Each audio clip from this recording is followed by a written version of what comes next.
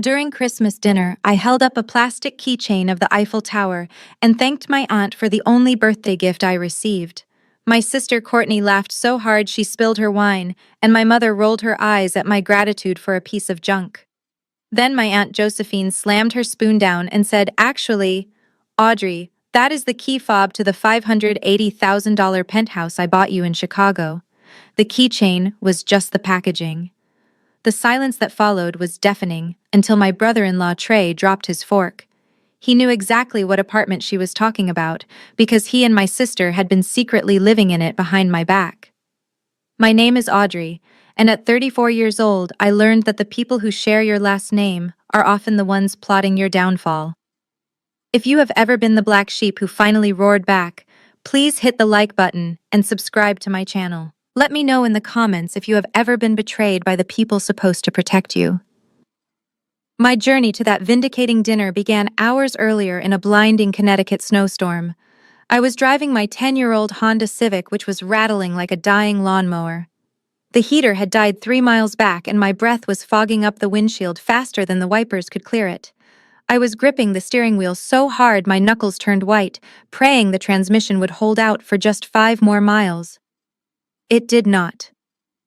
With a violent shudder and a cloud of black smoke, the car died right on the shoulder of the highway, leaving me in silence.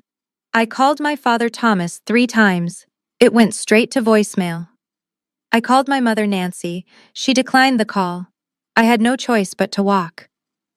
For 2 miles I trudged through freezing slush in boots that were not waterproof while the wind cut through my thin coat. By the time I reached the driveway of my parents' sprawling colonial estate, I was shivering uncontrollably and my lips were blue. The house looked like a Christmas card with golden light spilling from every window and a 12-foot wreath on the door. I could see my sister Courtney inside laughing with a glass of champagne in her hand. I gathered the last of my dignity and pushed open the heavy oak front door.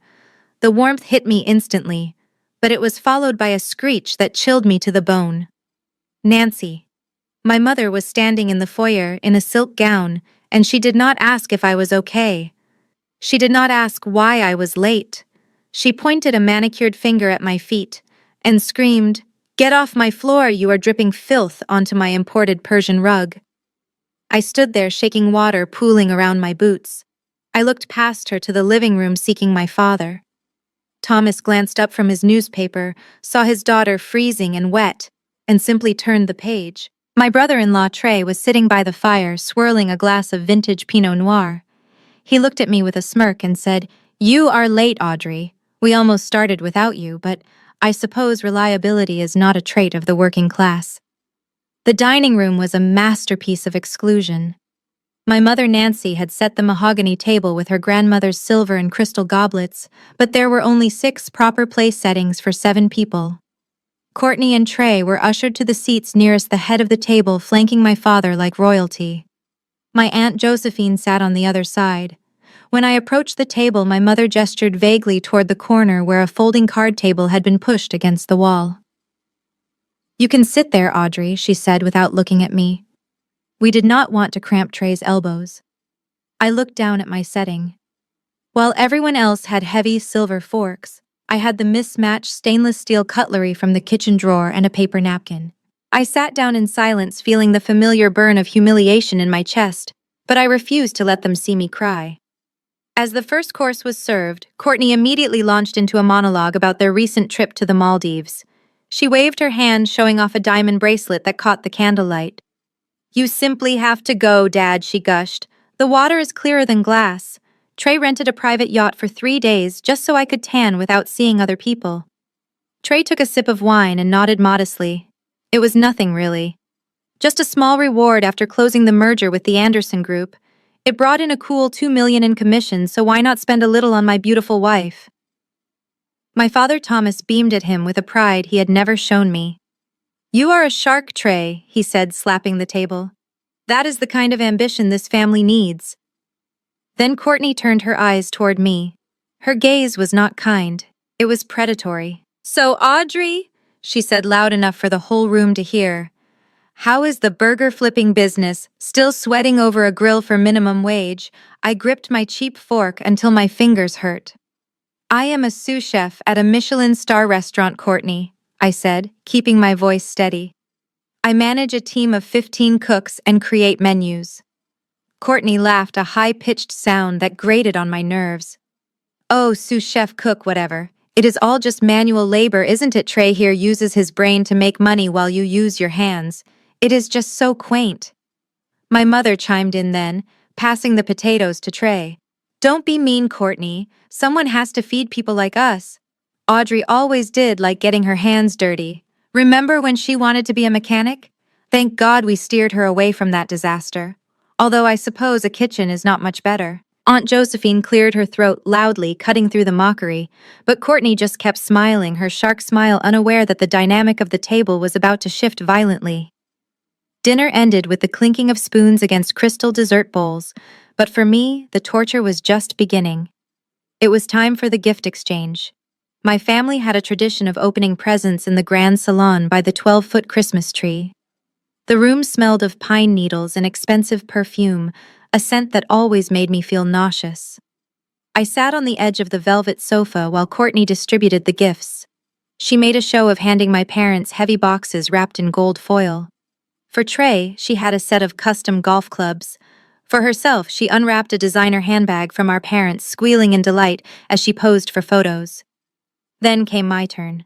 I reached into my bag and pulled out a small, modest box, wrapped in simple red paper. My hands were trembling slightly as I walked over to Aunt Josephine. Joe, I said, my voice barely above a whisper. I wanted to thank you for the birthday gift you sent me last month.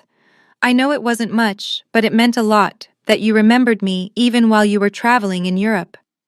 Aunt Josephine looked up from her tea, her sharp eyes softening. Oh, darling, you didn't have to get me anything. I hope the package arrived safely. I nodded and opened the small box, revealing the gift inside. It was the plastic keychain shaped like the Eiffel Tower that had come in the mail.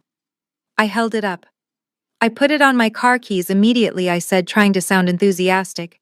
Every time I look at it, I think of Paris. Suddenly, a harsh laugh cut through the room. Courtney was holding her phone up, the camera lens pointed directly at my face. Oh my God, are you serious? She shrieked. You are re-gifting the packaging. She turned to the camera, addressing her thousands of followers. Guys, look at this. My broke sister is literally giving our millionaire aunt a piece of plastic trash. Talk about embarrassing. Can someone say zero class? I felt the blood drain from my face.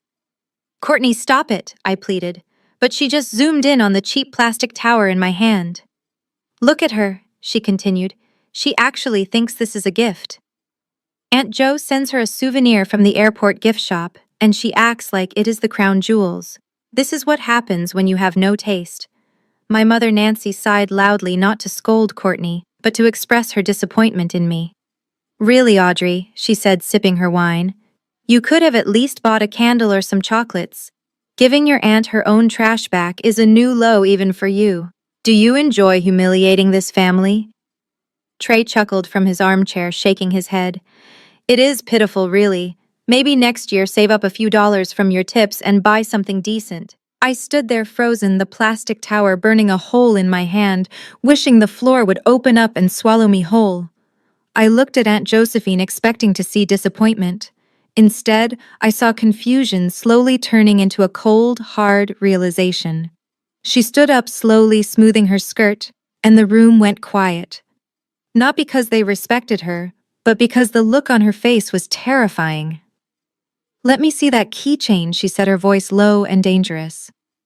Aunt Josephine did not shout. She did not scream. She simply reached out and plucked the plastic Eiffel Tower from my hand as if it were a dead insect. She held it up to the light, inspecting it with a look of pure disgust, while Courtney continued to giggle behind her phone screen. Then Aunt Josephine dropped the plastic trinket onto her porcelain dessert plate. It made a sharp clatter that silenced the room instantly. She picked up her linen napkin, wiped her mouth deliberately, and threw it onto the table. It landed right in the center of the roast duck. The laughter died in Courtney's throat. This is not my gift, Josephine said, her voice icy calm and terrifyingly precise. That piece of plastic is garbage, Audrey. It was the freebie attached to the packaging. Do you really think I would fly all the way from Milan to watch you be humiliated over a $5 souvenir? I stared at her confused. But Joe, that was all that was in the box Mom gave me. I thought you just wanted me to have a keepsake. Josephine turned her gaze toward my mother, and then to my father. Her eyes were like lasers cutting through their expensive clothes and fake smiles. I did not send you a keepsake, she announced. I bought you a home. 2 months ago, I purchased a 2-bedroom penthouse apartment in the West Loop of Chicago. It has floor-to-ceiling windows, a chef's kitchen, and a view of the skyline that costs $580,000. I paid for it in cash. The deed is in your name. The real gift was the leather-bound key fob and the security access cards that were inside a FedEx priority envelope I mailed to this address. The room went so quiet you could hear the snow hitting the windows outside. I felt the air leave my lungs. A penthouse. For me. The girl who was currently renting a basement studio with a leaky pipe. I looked at Courtney. Her mouth was hanging open, but her hand was still holding her phone up. The live stream was still running. The comments were scrolling by furiously, but she wasn't reading them. The camera was capturing everything, including the sudden draining of color from my father's face. Thomas looked like he was about to be sick. Beside him, Trey had stopped swirling his wine. His hand was frozen in mid-air, and his eyes were darting around the room looking for an exit. Josephine leaned forward, placing her hands on the table. She looked directly at my father. Thomas, she said, her voice dropping an octave. I have the delivery confirmation right here on my phone. It says signed by Thomas Miller at 10:30 a.m. on October 15th. So I am going to ask you this once, and I suggest you answer me carefully because your daughter is broadcasting this to the entire internet. Where is Audrey's apartment key? My father opened his mouth, but no sound came out. He looked at Trey. It was a subtle glance, a split second of panic shared between conspirators, but I saw it. And judging by the way Aunt Josephine's eyes narrowed, she saw it too. The air in the room grew heavy, thick with a tension that felt like it was about to snap. Courtney finally lowered her phone, realizing too late that she had just framed her own father. But she didn't stop recording. She couldn't look away. None of us could. We were all trapped in the headlights of the truth, waiting for the crash. My father Thomas did what he always did when he was cornered. He got loud. He slammed his fist onto the table so hard that the wine glasses jumped. "That is absolute nonsense, Josephine," he shouted, his face turning a blotchy shade of red. "I never signed for any package. The delivery guy must have faked the signature and stolen it. You know how incompetent these courier services are during the holidays. Do not come into my house and accuse me of theft based on some glitch in a tracking system." He was sweating, though. Beads of perspiration were forming on his forehead, and his eyes were darting toward the hallway as if he wanted to run. That was when Trey decided to step in to save his father-in-law, but instead, he dug the grave deeper. He leaned back in his chair, swirling his wine glass with feigned casualness, trying to regain the upper hand. "Look, honestly, Aunt Jo, maybe it is a blessing in disguise," he said, his voice dripping with condescension. "Let us be realistic here. Audrey is a sous chef. She makes what barely above minimum wage. There is no way she could afford the upkeep on a luxury property. The HOA fees alone in that specific building are over $1,200 a month. She would be foreclosed on in 6 months, and then the asset is lost anyway." The room went silent again. Aunt Josephine tilted her head to the side, her eyes locking onto Trey like a heat-seeking missile. "That is interesting, Trey," she said, her voice dangerously soft. "I mentioned the West Loop neighborhood, yes, but I never mentioned which specific building the penthouse was in. And I certainly never mentioned the homeowners association fees. So tell me, how do you know the monthly fee is exactly $1,200 if you have never seen the paperwork?" Trey choked on his wine. He coughed violently, reaching for his water glass, while Courtney thumped him on the back. When he finally caught his breath, he looked like a deer caught in headlights. I am a financial advisor, Josephine," he stammered, loosening his tie, which suddenly seemed too tight. "It is my job to know these things. I was just making an educated guess based on current market trends and the square footage you mentioned. It is simple deductive reasoning regarding asset liquidity and overhead costs." He was throwing out buzzwords, hoping to confuse us, but it was a pathetic attempt at a cover-up. I looked at my sister. Courtney had finally stopped filming. She was staring at her plate, her hands gripping her napkin so tight her knuckles were white. She was not looking at Trey. She was not looking at me. She was looking at the diamond bracelet on her wrist, the one she claimed Trey bought her with his commission bonus. That was the moment the puzzle pieces clicked into place. They were not just hiding the keys. They knew everything about the apartment because they had been inside it. They knew the fees because they were the ones paying them. My father was not just protecting a lost package. He was protecting a theft. Enough, my mother screamed, slamming her hand onto the table so hard the silverware rattled. She did not look at my father, who was sweating, or at Trey, who was clearly lying. Instead, she turned her fury entirely on me. She stood up, her face twisted into a mask of ugliness that ruined her carefully applied makeup. "How dare you?" she hissed, pointing a shaking finger at my face. "How dare you come into my home on Christmas and accuse your family of being thieves? You are the one who is sick, Audrey. You are jealous and spiteful, and you have always hated seeing your sister happy." Aunt Josephine tried to intervene, standing up to match my mother's height, but Nancy cut her off. "No, Josephine, you do not get to speak. You threw money at a girl who has no idea how to manage it. Do you know what would happen if Audrey actually lived in that penthouse? She would turn it into a pigsty within a week. She cannot afford the taxes. She cannot afford the lifestyle. Trey and Courtney did us all a favor by taking over the responsibility. They saved the asset from being wasted on a line cook. They are building a legacy while you are just trying to tear us apart." I stood there, stunned by her logic. My mother was not just defending them, she was rewriting reality to make me the villain. I looked at my father, hoping he would finally find his spine, but he just stared at his empty wineglass, refusing to meet my eyes. "Get out," my mother said, her voice dropping to a deadly whisper. "I want you out of my house right now. You are not welcome here until you learn to be grateful for what this family does for you."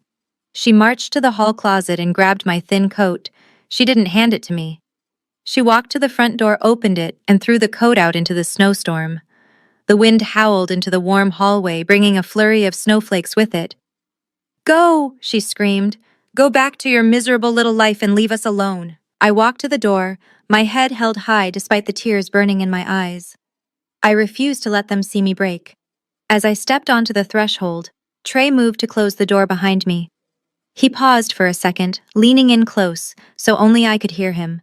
His breath smelled of the expensive wine he had bought with stolen money.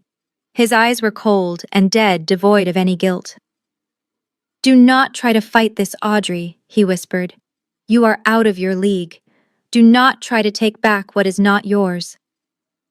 Then he slammed the heavy oak door in my face, leaving me alone in the freezing dark. I stood there for a moment, listening to the sound of the deadbolt sliding into place. It was 11 o'clock at night. My car was dead, my phone was dying, and my family had just declared war. I did not sleep. I spent the night shivering in a 24-hour diner, nursing a single cup of coffee because I was too afraid to turn on the heat in my car and waste gas. As soon as the sun rose, I got back into my Civic and drove. The drive to Chicago took 4 agonizing hours. My hands were shaking not from the cold, but from a mixture of caffeine and pure adrenaline. I kept replaying Aunt Josephine's words in my head. $580,000. A penthouse. It sounded like a fairy tale, but as the Chicago skyline rose out of the gray morning mist, it started to feel real. I navigated through the sleek streets of the West Loop. The neighborhood was industrial chic, filled with converted warehouses and high-end lofts. I pulled up in front of a glass and steel tower that looked like it belonged on a magazine cover. My rusted car looked like a stain on the pristine pavement next to the rows of Tesla and Porsche SUVs. I didn't care. I grabbed the piece of paper where I had scribbled the access code Aunt Jo gave me and marched toward the entrance. The lobby was intimidating, with marble floors and abstract art that probably cost more than my annual salary. I approached the inner glass doors and located the keypad. I punched in the code 4921. I waited for the click of the lock. Instead, a harsh buzzer sounded and a small red light flashed. Access denied. I frowned and typed it again, slower this time. 4921. The buzzer sounded again, louder this time, echoing in the quiet lobby. "Can I help you, miss?"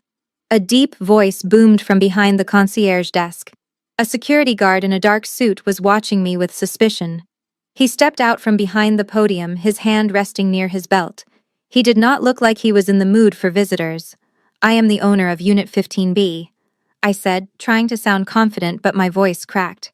"I just forgot my fob, so I am using the entry code." The guard looked me up and down, taking in my salt-stained boots and my frizzy hair. He did not look convinced. "The codes for the 15th floor were changed last week," he said, crossing his arms. "And I know the owners of 15B. You are not them." My stomach dropped. "I am Audrey Miller." I insisted, pulling out my driver's license.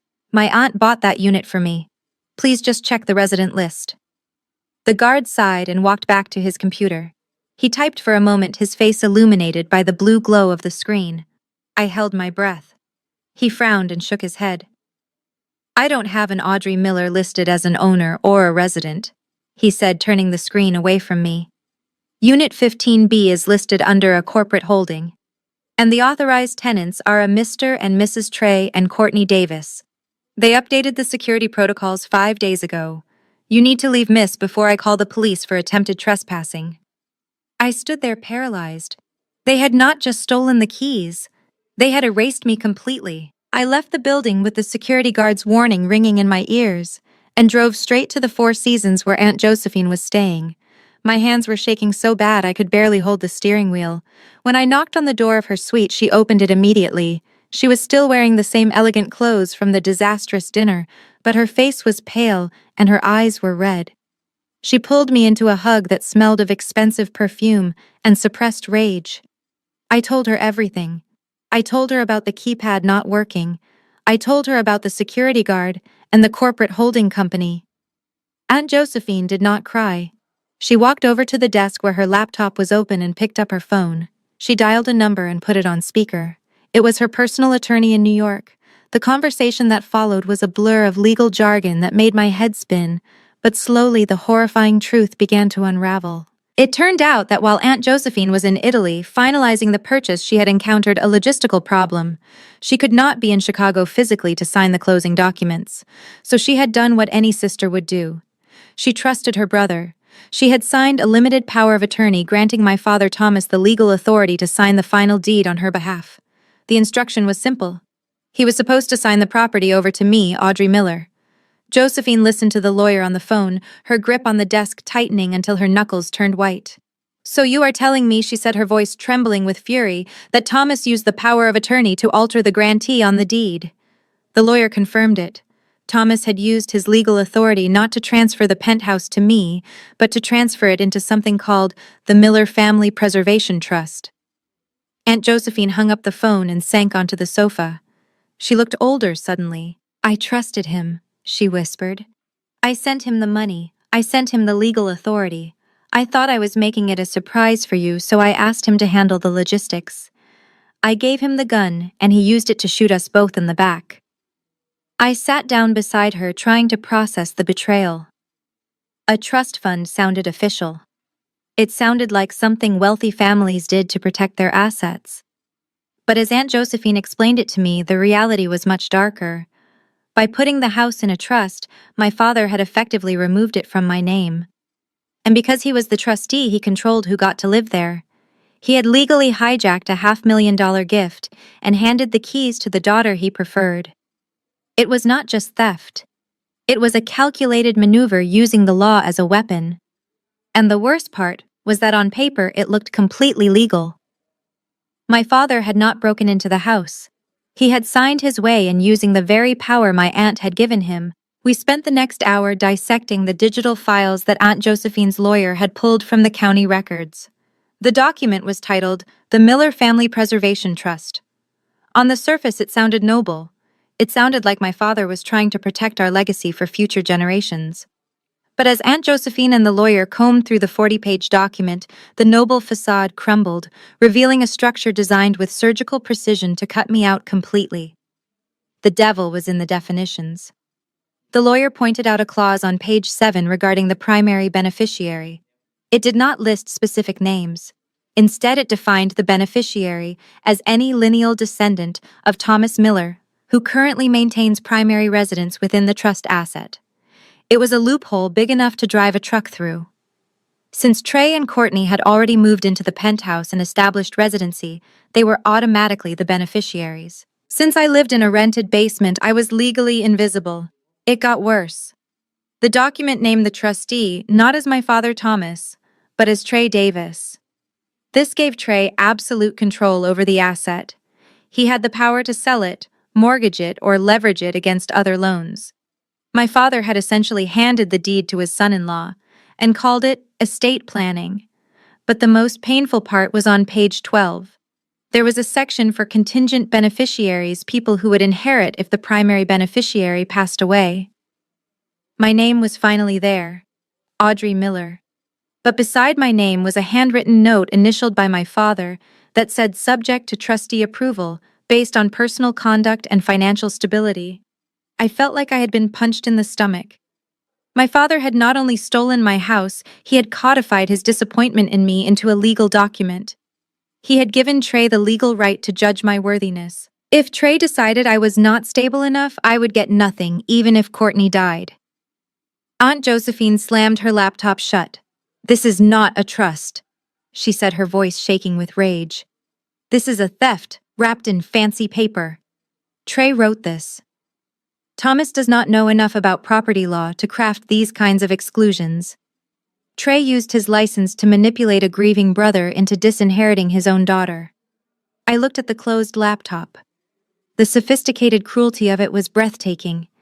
They had not just taken a building, they had built a legal fortress to keep me out. Trey was not just a greedy husband, he was a predator who used ink and paper instead of claws. But as I sat there letting the betrayal harden into resolve, I realized something. Predators often get sloppy when they think they have already won, and Trey had made the mistake of thinking I was too uneducated to read the fine print. My phone buzzed on the mahogany desk of the hotel suite. The screen flashed the name, Trey Davis. Aunt Josephine gestured frantically for me to answer it, but she pointed to the voice memo app on her own phone, which was already recording. I took a deep breath, pressed the speaker button, and answered. I said hello in a small, trembling voice, playing the part of the scared, defeated sister. "Audrey, I am glad you picked up." Trey's voice filled the room. It was smooth and calm, devoid of the malice he had shown at the door the night before. He sounded like he was in a boardroom not plotting a crime. "I am calling you strictly in my capacity as the family financial advisor," he said. "I wanted to walk you through the reality of your situation before you do something rash like hiring a lawyer you cannot afford." I stayed silent, letting the recording capture every syllable. When I didn't respond, he continued. "Look, I know you are upset about the trust, but you need to understand that Thomas and I are acting in your best interest. The trust includes a specific clause regarding the competency of the beneficiary. And frankly, Audrey, if you try to challenge this in court, we will be forced to invoke that clause publicly." I looked at Aunt Josephine. Her eyes widened.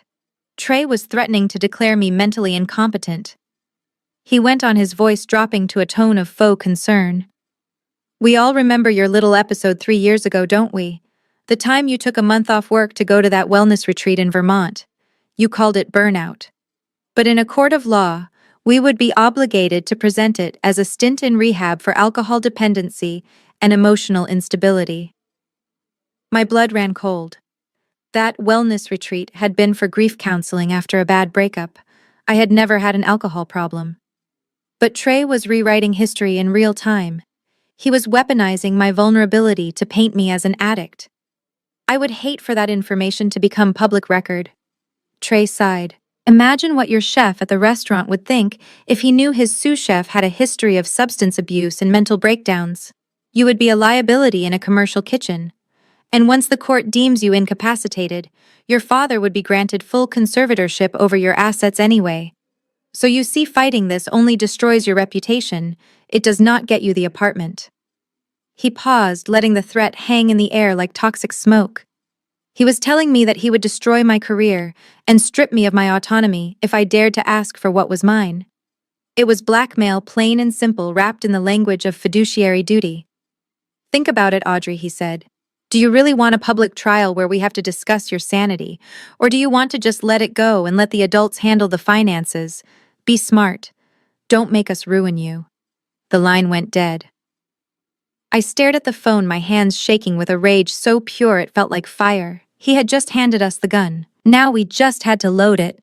2 days after Trey's threatening phone call, I was trying to bury my anxiety in work. The kitchen of the French bistro where I worked was usually my sanctuary, a place of controlled chaos where I knew exactly what to do. But that Tuesday night, the sanctuary was breached. At 7:30 during the peak of the dinner rush, the hostess came back to the pass looking nervous. She told me that a VIP table had just been seated, and they specifically requested that the sous chef prepare their meal.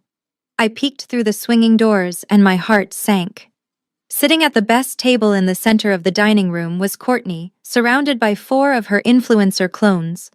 They were already causing a scene, using the flash on their phones to take selfies and laughing loudly enough to turn heads. They looked like a flock of bright, vicious birds. I knew this was a trap, but I had no choice. If I refused to cook, my executive chef Marco would want to know why, and I could not risk Trey carrying out his threat to ruin my reputation. So I cooked. I prepared Courtney's order of truffle risotto with surgical precision. I tasted it 3 times to ensure it was flawless, creamy, rich, and perfectly seasoned. I sent it out hoping that maybe she just wanted a free meal. I was wrong. 5 minutes later, the plate came back to the kitchen untouched. The waiter looked terrified. He told me the customer said it was inedible and was demanding to see the chef immediately. Marco looked at me with raised eyebrows. "Go handle it, Audrey," he said. "And fix it. We do not need bad reviews from these people." I wiped my hands on my apron, took a deep breath, and walked out into the dining room. As soon as I approached the table, 5 smartphones were raised in unison, pointing their camera lenses directly at my face. Courtney was sitting back in her chair with a look of mock disappointment. "Is there a problem with the risotto?" I asked, trying to keep my voice professional. Courtney let out a dramatic sigh for her audience. A problem she repeated loud enough for the entire restaurant to hear. "Audrey, this tastes like cafeteria food. It is bland, it is mushy, and quite frankly, it is embarrassing. I expected better from a Michelin star establishment." I felt the eyes of every diner in the room burning into me. "I assure you, I followed the standard recipe," I said quietly. "I can make you something else if you prefer." Courtney laughed, a cruel sound that made my skin crawl. "No thanks," she said, smirking at her phone screen. "I think I have lost my appetite, but I guess I should not be surprised." She paused for effect, making sure everyone was listening. "Honestly, Audrey, if you cannot even manage to keep a roof over your own head, it is no wonder you cannot manage a simple dish of rice. Maybe you should focus on finding a place to sleep before you try to cook for people with actual taste." The restaurant went silent.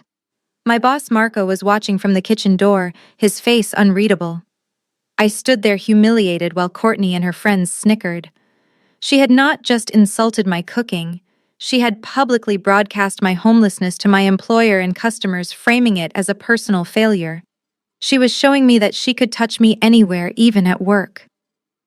I apologized stiffly and walked away, my nails digging into my palms so hard they bled. I had to keep my job. But in that moment, I swore that I would take hers. Marco did not fire me, but he might as well have slapped me.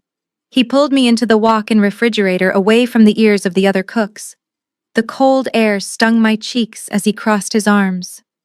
"Audrey," he said, his voice low and serious, "you are a damn good cook.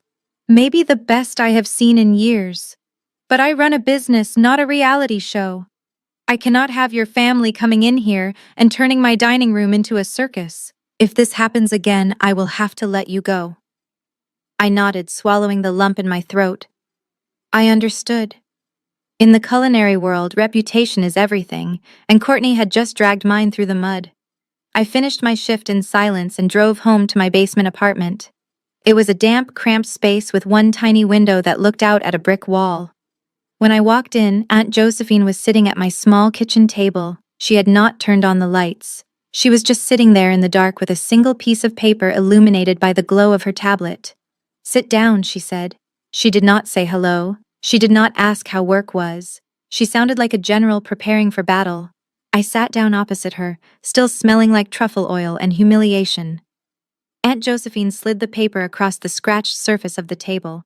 I found this in the digital archives of the county clerk's office, she said. It was filed 3 days before the deed transfer. I picked up the document. It was titled Waiver of Property Rights. I scanned the legal jargon. It stated that I, Audrey Miller, being of sound mind and body, voluntarily relinquished all claims to the property at the West Loop address in favor of the Miller Family Preservation Trust. It claimed that I did not have the financial means to maintain the asset, and therefore was gifting it back to the family estate. My eyes traveled to the bottom of the page. There on the signature line was my name. It was written in blue ink. It had the loop on the A and the sharp slant on the M, just like I write it. But I had never seen this paper before in my life. I stared at it, my hands beginning to tremble. "Aunt Jo," I whispered, "I never signed this. I have never even been to the notary office listed here." Josephine nodded slowly. "I know," she said. "I checked your work schedule. On the day this was supposedly signed and notarized, you were working a double shift at the bistro. We have the time logs to prove it." I looked back at the signature. It was a good forgery, a terrifyingly good one. My father must have practiced copying my handwriting from old birthday cards or school documents. He had sat down at a desk and deliberately forged my consent to steal $500,000 from me. "This changes everything," Aunt Josephine said, leaning forward. "This is no longer a civil dispute about a trust fund. This is forgery in the first degree. It is a Class 3 felony. Your father and Trey didn't just find a loophole, Audrey. They committed a crime. And this piece of paper is the smoking gun that is going to send them to prison. We did not stop at the forgery."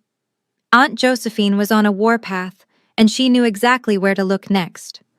She navigated to the County Recorder of Deeds website, her fingers flying across the keyboard.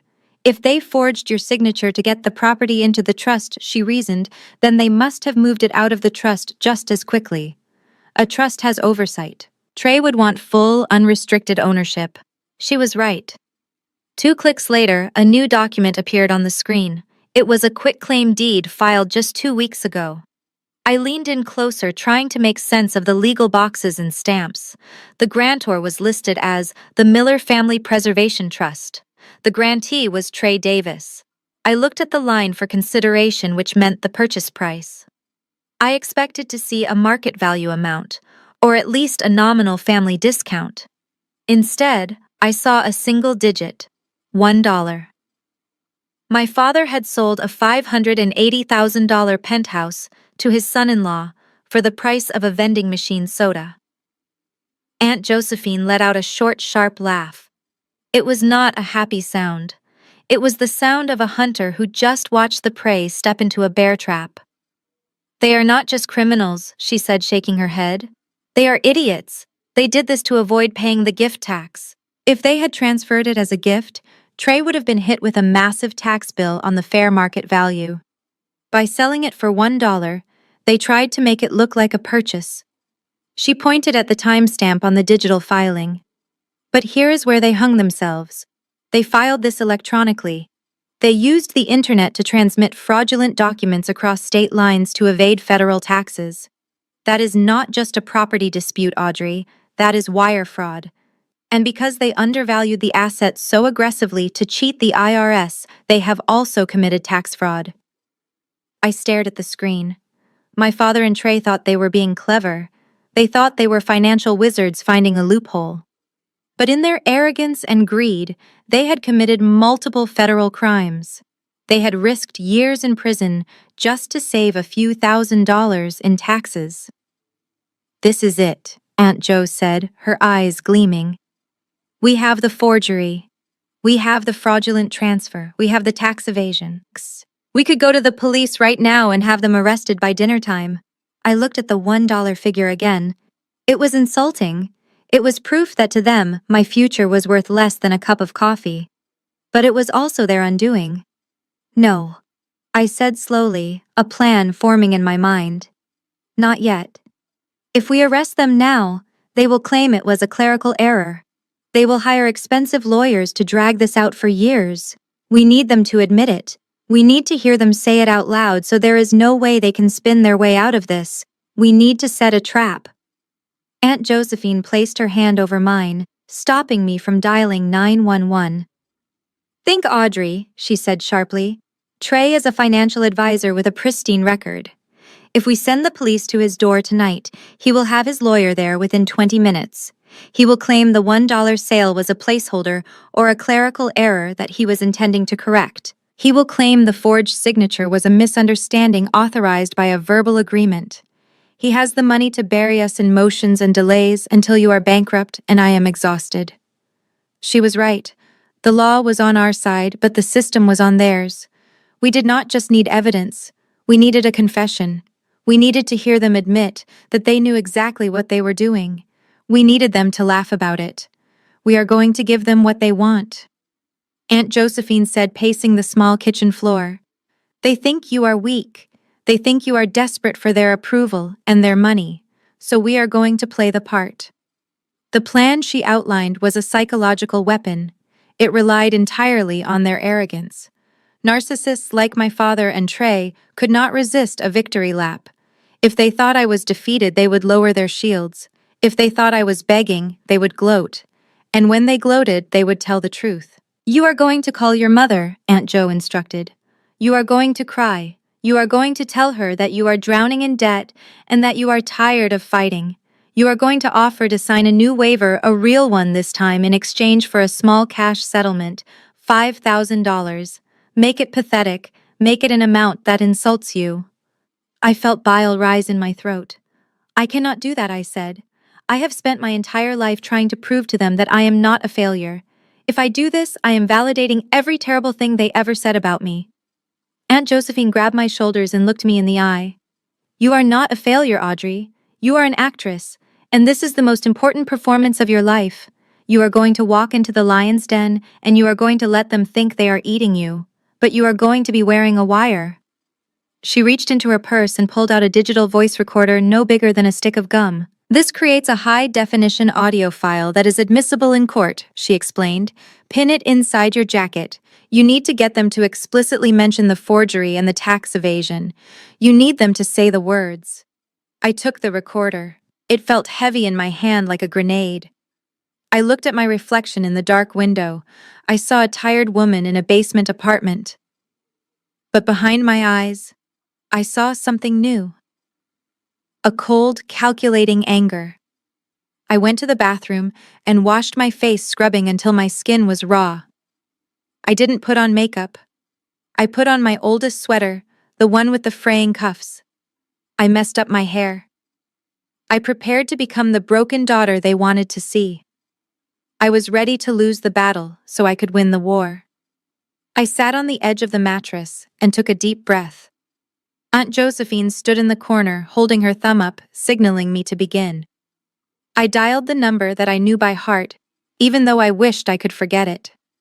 The phone rang 4 times. I was about to hang up when the line clicked open. What is it, Audrey? My mother asked. Her voice was sharp, impatient. She was probably sitting in her sunroom drinking tea while I sat in a basement that smelled of mildew. Mom, I said, letting my voice crack. I forced actual tears into my eyes, summoning the memory of every time she had made me feel small. Mom, please don't hang up. I am in trouble. There was a pause. What kind of trouble? She asked. Her tone shifted from annoyance to curiosity. She smelled blood. I am 3 months behind on rent. I lied. The landlord is threatening to evict me tomorrow. My car is dead. I have no money for food. I cannot do this anymore, Mom. I am so tired of fighting. I heard a soft exhale on the other end. It was a sigh of relief. Finally, she said. Finally, you are admitting the truth. I told you that you were not cut out for the real world without our help. I told you that apartment was too much for you. I know, I sobbed, gripping the phone until my knuckles turned white. You were right. You were right about everything. I don't want the penthouse. I don't want the stress. I just want to pay my rent and get my life back. Please, Mom, can you help me? Just this once.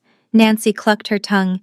Well, we cannot just hand you money, Audrey. We are not a charity, but we are family, And if you are truly ready to be reasonable, maybe we can work something out. I will do anything I said. I will sign whatever you want. I just need $5,000 to clear my debts. Please, I will walk away from the Chicago property forever. 5,000, she repeated. I could practically hear her smiling. That is a small price to pay for peace in the family.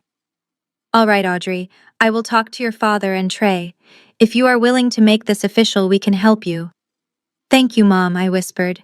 Thank you so much. Don't thank me yet, she said, her voice dripping with smug satisfaction. Meet us at Trey's office tomorrow morning at 9 sharp. We will have the papers drawn up. And Audrey, wash your hair. If you are going to come begging, try to look presentable. She hung up.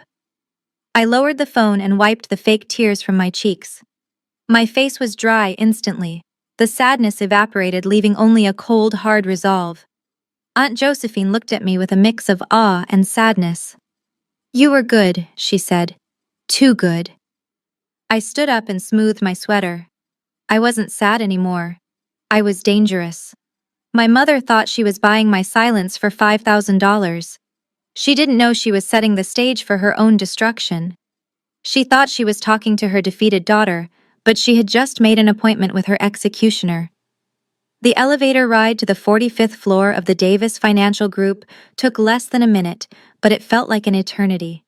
I could feel the digital recorder taped to the inside of my bra, burning against my skin. I kept checking my reflection in the mirrored walls, making sure the outline wasn't visible under my baggy sweater. When the door slid open, I stepped into a lobby that screamed power. The floors were marble, and the receptionist looked at my old coat like it was a contagion. She didn't even ask for my name. She just pointed toward the corner office with a manicured nail, as if she had been warned that the poor relation was coming. I walked down the long hallway, my heart pounding against my ribs. I entered the conference room, and the first thing I saw was the view. Through the floor-to-ceiling glass walls, I could see the entire city of Chicago stretched out below. In the distance, I could see the West Loop. I could see the roof of the very building that was supposed to be mine. It was a cruel, calculated power move. Trey wanted me to see what I was giving up. Trey was sitting at the head of a table that looked like it was carved from a single slab of obsidian. He didn't stand up when I entered. He just gestured to a single chair placed in the center of the room. My parents were there too. My mother Nancy was sitting on a leather sofa looking smug, like she had just won a prize. My father Thomas was standing by the window staring at the traffic below. He looked nervous. Good. Nervous men make mistakes. Trey didn't offer me water. He didn't offer small talk. He simply slid a thick document across the glass surface of the table. It stopped inches from my hand. Here it is, Audrey, he said, his voice smooth and detached. This is a standard non-disclosure agreement and a full release of claims. I picked up the document and pretended to read it. The legal language was aggressive. It stated that I acknowledged having no legal right to the West Loop property. It stated that the previous deed transfer was a clerical error that had been corrected. But the most important clause was the gag order. It said that I agreed never to discuss the trust, the transfer, or the family finances with anyone. Not a lawyer, not Aunt Josephine, not the press. And the money, I asked, my voice trembling. I made sure to sound pathetic. I made sure to sound broken. Trey reached into his drawer and pulled out a cashier's check. He placed it on top of the document. We discussed $5,000, he said, leaning back in his expensive chair. But your mother and I decided to be generous. We bumped it up to $10,000. Consider it a humanitarian aid package to help you get back on your feet. Or think of it as a severance package from this family. $10,000. That was less than 2% of the apartment's value. He was buying a $500,000 asset for pennies. My mother let out a small laugh from the sofa. See, Thomas, she said. I told you, money is the only language she understands. She looks at that check like it is a winning lottery ticket. I looked at the check and then at Trey. I needed him to say more. I needed him to be specific. So this is it, I asked. If I sign this, I get the money and you get the apartment. And nobody goes to jail. Trey laughed. It was a dry, humorless sound. Nobody is going to jail, Audrey, he said. We are just cleaning up a messy paperwork situation. Now pick up the pen. I have a meeting in 20 minutes and I want this done. I reached for the pen, my hand shaking. It was time to close the trap. I hovered the pen over the signature line, but I did not touch the paper. My heart was hammering against the digital recorder taped to my chest, but I forced my hand to remain steady. I needed him to say it. I needed the words on the recording. I looked up at Trey, who was checking his watch with an expression of bored irritation. "Wait," I said, my voice small and hesitant. "I just have one question before I sign this. I want to make sure I understand everything, so I don't make any more mistakes in the future." Trey sighed, rolling his eyes at my mother. "Oh, for God's sake, Audrey, just sign the damn thing. What is it now?" I swallowed hard, playing the part of the confused victim perfectly. "It is just about the waiver," I said. "The document you filed with the county that said I gave up my rights to the apartment. I have been racking my brain all night trying to remember going to the notary office, but I just cannot recall signing it. How did my signature get on there?" The room went quiet for a second. My father shifted his weight, looking out the window again. But Trey did not look away. He looked at me with a mixture of pity and contempt, the way a scientist looks at a lab rat that cannot find the cheese. Trey leaned forward, resting his elbows on the glass table. He lowered his voice to a conspiratorial whisper. "Audrey, come on. We all know you are not exactly sharp when it comes to legal matters. We knew that if we sent you the paperwork, you would drag your feet. You would ask questions you do not understand. You would have let your pride get in the way of what was best for the family. So I asked, keeping my eyes wide and innocent. You signed it for me." Trey laughed, a short barking sound. "Your father signed it," he said, pointing a thumb at Thomas. "We needed to expedite the transfer to get the asset into the trust before the fiscal quarter ended. We did not have time to wait for you to drive up here and read through 50 pages of legalese. So, yes, Thomas signed your name." My mother Nancy chimed in, her voice dripping with that sickening sweetness she used when she was gaslighting me. "We did it to save you from yourself, honey. We were protecting the asset from your incompetence. Imagine if you had actually taken ownership. You would have been swindled by contractors or buried in debt within a month. We did you a favor." I nodded slowly, making sure the recorder caught every syllable. "So it wasn't a mistake," I clarified, pushing just a little bit further. "It wasn't a clerical error like you said on the phone. You guys did it on purpose." Trey smirked, leaning back in his chair with the arrogance of a man who thinks he is untouchable. "It was a strategic decision, Audrey," he said. "It is called executive leadership. Now stop asking stupid questions, sign the release, and take the money. You are lucky we are even giving you that much after the headache you caused us." I looked down at the paper again. I had it. Confession number 1. They had just admitted to forgery and conspiracy on tape. The trap was sprung, and they didn't even feel the steel jaws closing around their legs. My father Thomas finally turned away from the window. He walked over to the table and stood next to Trey, forming a united front of corporate greed. He looked down at me, his face flushed with a mix of impatience and self-righteous indignation. He couldn't let Trey take all the credit for being the smart one. He needed to explain the logic behind his betrayal. "You act like we are stealing from you, Audrey," Thomas said, his voice rising. "But you have no idea how the real world works. My manufacturing company has been bleeding cash for 6 months. We were on the brink of bankruptcy. When Josephine sent that money, it was a lifeline. It was liquid capital that I could use to secure a bridge loan to keep the factory open." I widened my eyes, feigning shock. "So you used the apartment as collateral?" I asked, making sure the microphone caught the question clearly. Thomas scoffed. "Collateral. We leveraged the hell out of it. Once we moved it into the trust, and then to Trey, we could use it to stabilize the family finances. If I had let you keep it, you would have just lived in it. That is a waste of capital. By giving it to Courtney and Trey, we increase their net worth, which helps Trey secure better clients, which in turn brings more money into the family. It is basic economics." He leaned closer, pointing a finger at the check. "You should be thanking us. That $10,000 is coming out of my own pocket. It is more cash than you have ever seen at one time, and frankly it is more than you deserve for being a sous chef." My mother nodded in agreement from the sofa. "Exactly, Thomas. Courtney needs that address. She is a rising star in social media. She cannot be seen living in some rental. She has an image to maintain for Trey's business partners. You don't need a penthouse, Audrey. You have nobody to impress. I felt a cold shiver go down my spine. It was not fear, it was disgust. My father had just admitted on tape that he stole my property to pay his business debts and to prop up my sister's vanity. He viewed my inheritance not as a gift from his sister to his daughter, but as a resource to be harvested for the people he actually cared about. So let me get this straight, I said, my voice steady. You took the house because you needed the money and Courtney needed the status. And I get $10,000 to go away. Thomas slammed his hand on the table. Yes, Audrey. It is a business decision. Now sign the paper so we can all move on with our lives. I looked at them. The three of them staring at me with such entitlement. They honestly believed they were right. They believed that sacrificing me to save themselves was the moral choice. They didn't know they had just confessed to embezzlement and fraud. I gripped the pen. I had everything I needed. I lowered the pen to the paper. The tip scratched against the surface, a sound that seemed deafening in the quiet office. I wrote my name slowly, letter by letter. Audrey Miller. To them, it looked like surrender. To me, it looked like a hunting trap snapping shut.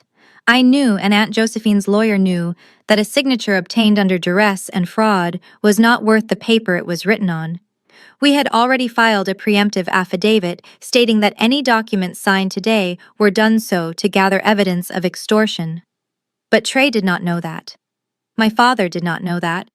They just saw the ink and thought they had won. I pushed the document across the glass table. Trey snatched it up immediately, his eyes scanning the signature line to make sure I had not pulled any tricks. A slow, satisfied smile spread across his face.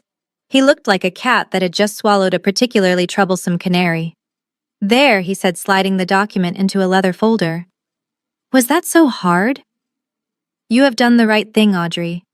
You have saved yourself a lot of embarrassment, and you have secured your financial future.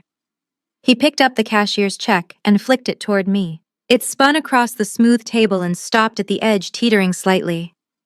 It was a gesture of ultimate disrespect, like tossing a treat to a dog.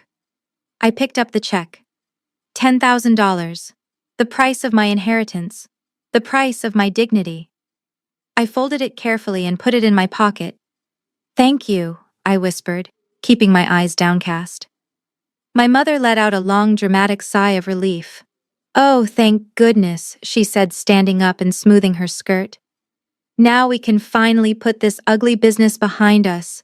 I am just glad you finally saw reason, Audrey. It was breaking my heart to see you so bitter. We are a family, and families support each other.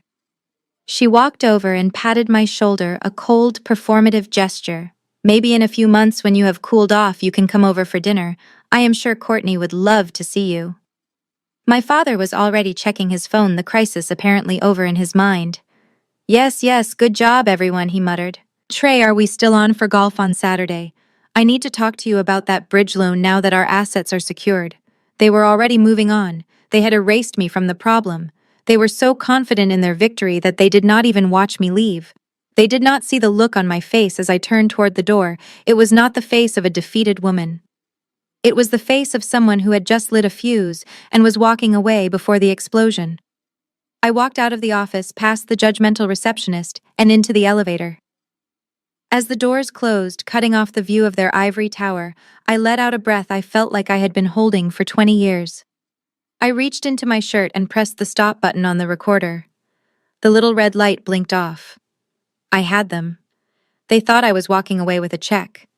In reality, I was walking away with their handcuffs. Less than an hour after I walked out of Trey's office with the check burning a hole in my pocket, my phone lit up with a notification. It was Instagram. Courtney had gone live. Aunt Josephine and I sat in the hotel room and watched as the screen filled with Courtney's face, filtered to perfection. She was holding a glass of champagne and standing in the foyer of the penthouse. The caption read, "Finally mine. No more drama." Hey guys, welcome to the official tour of my new forever home, she chirped, waving the glass at the camera. I know there were some rumors about family drama and legal issues, but let's just say the trash took itself out. We settled everything this morning, and now I can finally show you the vision I have for this place. She walked through the living room, spinning around to show off the floor-to-ceiling windows. I honestly do not know how anyone lived here before, she said, wrinkling her nose. It was so dated. But do not worry, I am already making changes. I have big plans to make this place actually livable for someone with taste. Aunt Josephine watched with a stone-cold expression. She is digging her own grave, she muttered. Just wait. Courtney walked down the hallway toward the bedrooms. Okay, so here's the biggest change, she announced, her voice echoing in the empty space. The original layout had these two tiny bedrooms side by side. It was totally useless. I mean, where am I supposed to put my winter wardrobe? So I made an executive decision. She stepped through a doorway and panned the camera around. The room was covered in a thin layer of white dust. In the center of the frame was a pile of rubble and broken drywall. Behind it was a jagged, gaping hole where a wall used to be, connecting the master bedroom to the guest room. I told the contractors to just sledgehammer the whole thing down this morning, she said proudly, pointing at the destruction. Who needs a guest room when you can have a shoe vault, right? Now it is one massive open concept suite. My husband was worried about permits or whatever, but I told him to relax. It is my house now, I can do what I want. Aunt Josephine hit the pause button, freezing the video on the image of the smashed wall. She leaned in closer to the screen, her eyes narrowing as she inspected the exposed beams in the wreckage. Do you see that, Audrey? She asked, pointing to a thick wooden beam that had been partially severed. I shook my head, not understanding. I see a mess, I said. Josephine smiled, a dangerous, predatory smile. You see a mess. I see a structural violation. That wall she just bragged about destroying is a load-bearing wall. It supports the weight of the roof terrace above it. By knocking it down without a structural engineer or a permit, she has compromised the integrity of the entire 15th floor. I looked back at the frozen image of my sister smiling next to the rubble. She thought she was showing off her wealth. In reality, she was documenting a crime against the building code. She had just given us the power to not only evict her, but to have the city condemn the unit while she was still inside it. She was so obsessed with expanding her closet that she had literally brought the roof down on her own head. Aunt Josephine did not waste a second. She grabbed her phone and pulled up the architectural blueprints of the building, which she had saved in her email from the original purchase. She zoomed in on the master bedroom layout, tracing the lines with a manicured fingernail. Her eyes darted back and forth between the digital blueprints and the live video of Courtney standing amidst the rubble. Then she let out a low, humorless laugh. She has done it, Josephine said, her voice trembling with adrenaline. She has actually done it. That wall she just destroyed is a structural shear wall. It contains the main support columns for the HVAC unit on the roof. I looked at the screen where Courtney was now kicking a piece of drywall with her designer boot, laughing about how open the space felt. Is that bad? I asked. Bad is an understatement, Josephine replied. It is catastrophic. And more importantly, it is illegal. You cannot touch a load-bearing wall in a high-rise without a structural engineer, a city permit, and the unanimous approval of the condo board. Courtney has none of those things. She just hired a couple of unlicensed handymen and told them to start swinging sledgehammers. Josephine looked up at me, her eyes gleaming with triumph. This is the silver bullet, Audrey. We don't have to wait for the fraud investigation to wind its way through the courts. We don't have to wait for a judge to rule on the trust fund. This is an immediate public safety hazard. She began dialing a number. Who are you calling? I asked. The building department and the homeowners association, she said. In that order. Once the city inspector sees this video, they will have no choice but to issue an immediate vacate order. It is called red tagging. It means the unit is uninhabitable until structural repairs are made. They will have to leave. Tonight. I watched Courtney on the screen, oblivious to the fact that she was broadcasting her own eviction. She was talking about paint colors now. She had no idea that she had just turned her stolen palace into a crime scene. It is poetic justice, isn't it? Josephine said, as the phone began to ring. She wanted a bigger closet so badly, she destroyed the foundation of the house. They stole the apartment to secure their status, but in their arrogance they are about to be homeless again. And the best part is, we don't even have to kick them out. The fire marshal will do it for us. I looked at the live stream one last time before Courtney ended the broadcast. She blew a kiss to the camera and said, "Stay tuned for the reveal." I smiled. "Oh, we will stay tuned. But the reveal is not going to be what you think it is. The reveal is going to be you standing on the curb with your suitcases, wondering how the ceiling came crashing down." The timing could not have been more perfect. Just as Aunt Josephine was saving the contact information for the city inspector, my phone lit up again. It was a notification from an event app. I opened it, and a digital animation of a champagne bottle popping filled my screen, followed by gold cursive letters that spelled out the grand opening of the Davis penthouse. It was an invitation to a housewarming party. Tonight, 7 p.m. I scrolled down to read the details. The attire was listed as cocktail chic, and the description boasted about a catered raw bar and a private mixologist, but it was the personal note attached at the bottom that made my blood boil. Courtney had written a message specifically for me. It read, "Audrey, I know things are tough for you right now, but you should come tonight. It is important for you to see what real success looks like, so you have something to aspire to. Maybe if you work hard enough one day you can afford a place like this. Probably not, but it is good to dream. P.S. Try to dress nicely for once." I showed the screen to Aunt Josephine. She did not get angry. Instead, a slow, terrifying smile spread across her face. She took the phone from my hand and scrolled to the guest list, which was visible to all invitees. "Look at these names, Audrey," she said, pointing to the list. "Do you recognize them?"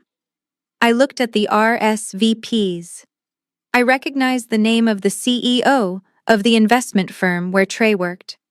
I recognized the names of several prominent local bankers and a few wealthy clients Trey had bragged about landing. "He has invited his boss," Aunt Josephine said. "He has invited the people who control his career.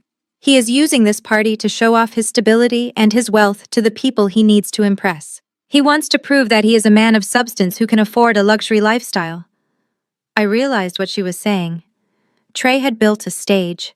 He had gathered an audience of the most important people in his professional life to watch him celebrate his theft. He thought he was cementing his status as a golden boy. He had no idea he had just invited the witnesses to his own execution. "We are going," I said, my voice steady. Aunt Josephine nodded. "Oh, we are definitely going, but we are not going to drink their champagne. We are going to bring the wrecking ball." She picked up her phone and dialed the building manager. She told him to expect a city inspector and a police escort at 7:30 p.m. She told him that there was an imminent structural threat on the 15th floor and that he needed to be ready to evacuate the premises. Then she looked at me. "Go get changed," she said. "Courtney told you to dress nicely, so let us give her what she asked for. Put on the best dress you own. You are going to look like the owner of that penthouse when they drag her out of it." While I was in the bathroom applying lipstick that was a shade redder than I would usually dare to wear, Aunt Josephine was in the living room assembling an army. She was not calling the local precinct where Trey might have connections. She was calling the federal authorities. I heard her speaking to the United States Postal Inspection Service. She explained the forged signature on the delivery confirmation and the fraudulent wire transfer across state lines. She used words like racketeering and felony fraud, ensuring that the agents understood this was not a civil disagreement, but a federal crime in progress. Then she called the Chicago Department of Buildings. She sent them the screen recording of Courtney smashing the sheer wall. I heard the inspector on speakerphone gasping. He did not just promise to send someone out next week. He declared it an emergency situation. He said he was dispatching a structural response team immediately to assess the stability of the high-rise. He told Aunt Josephine that removing a shear wall on the 15th floor could compromise the wind load resistance of the entire structure. Finally, she called the building management. She informed them that the occupants of Unit 15B were hosting a large gathering in a structurally compromised zone. She warned them that if the floor collapsed during the party, or if a ceiling fell on a guest, the liability would bankrupt the entire homeowners association. The property manager sounded like he was about to have a heart attack. He promised to meet us in the lobby with the master key and the building security team. We synchronized our watches like we were in a spy movie. The invitation said the party started at 7. We decided to let them get comfortable. We would let the champagne flow and the music play. We would let Trey make his toast to his own brilliance. We wanted the room to be at maximum capacity so that when the lights came on, there would be nowhere to hide. We set the time of impact for 7:45. I walked out of the bathroom wearing a crimson dress that fit like armor. It was elegant but sharp, a stark contrast to the oversized sweaters I usually wore to hide myself.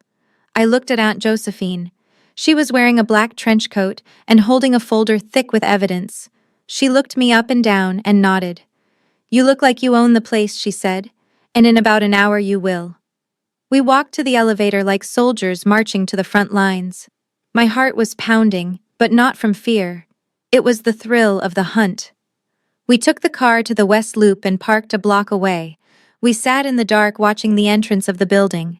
We watched as guests in expensive coats handed their keys to the valet. We watched as Trey's boss arrived in a limousine. And then we watched as two unmarked police sedans and a city inspection van pulled up around the corner, turning off their lights to wait for the signal. The cavalry had arrived, and the wolves inside had no idea they were already surrounded. I stood in front of the full-length hotel mirror, and for the first time in years I did not recognize the woman staring back. The dress Aunt Josephine had bought for me was a weapon constructed of crimson silk.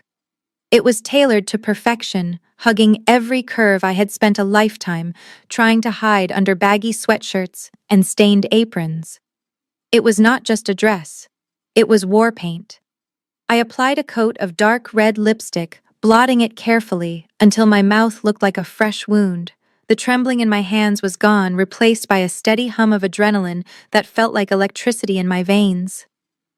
The old Audrey, the one who apologized for taking up space, the one who let her family treat her like a doormat, was dead. She had died the moment Trey laughed at her in that office. The woman in the mirror was someone else entirely. She was the rightful owner of a skyline view, and she was coming to collect. I slipped on a pair of black stilettos, adding 3 inches to my height.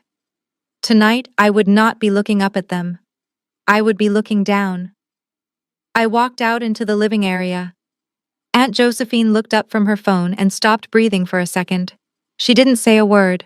She just smiled a fierce, proud smile and held out her arm. We took the elevator down to the lobby, not as aunt and niece, but as partners in justice. When the valet pulled up Aunt Josephine's vintage Rolls-Royce, it felt like a chariot. I slid into the leather back seat, the scent of expensive polish filling the air. It was a stark contrast to my frozen, broken-down Honda Civic that had started this nightmare. As we glided through the Chicago streets, watching the city lights blur past, I thought about the cold walk to my parents' door in the snow. I thought about the way my mother had thrown my coat outside. That memory didn't hurt anymore. It was fuel. I looked out the window at the looming silhouette of the West Loop growing closer with every second. Somewhere up there on the 15th floor, my sister was drinking champagne and laughing at my expense. She was celebrating her victory in a house of cards that was about to collapse. My heart should have been racing with fear, but it wasn't. It was beating with the slow, heavy rhythm of a drum marching to war. I was not afraid of them anymore. I was excited. I felt a dark thrill at the thought of walking into that room. I wanted to see their faces. I wanted to see the light leave their eyes when they realized they had lost. The car came to a smooth stop a block away from the building. I adjusted my strap, took a deep breath, and opened the door into the night air. It was showtime. The elevator doors slid open onto the 15th floor, and the bass of the music hit me in the chest. What had once been a sophisticated open-concept living space, designed with minimalist Italian elegance, had been transformed into something that looked like a reality TV show set gone wrong. Courtney had replaced the sleek hardwood floors with plush white rugs that were already showing footprints.